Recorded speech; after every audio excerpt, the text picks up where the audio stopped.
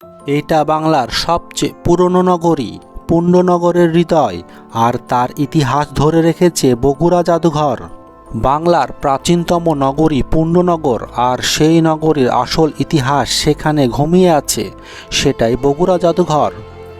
1967 সালে প্রতিষ্ঠিত এই জাদুঘর শুধু একটি বিল্ডিংই না, এটি 25 বছরের ইতিহাসের ভাণ্ডার। এখানে আছে মৌর্য, গুপ্ত, পাল, সেন সব যুগের নিদর্শন। মাটির পাত্র থেকে শুরু করে রাজাদের ব্যবহৃত অলংকার সবই আছে এখানে।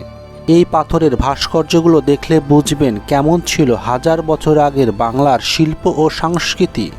আর এখানে আছে বাংলাদেশের সবচেয়ে প্রাচীন শিলালিপিগুলো, যা মহাস্থানগড়ের রহস্য উন্মোচন করে।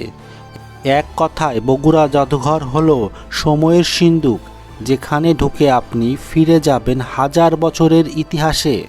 বাংলার ইতিহাস জানতে চাইলে বগুড়া জাদুঘর অবশ্যই একবার ঘুরে আসুন।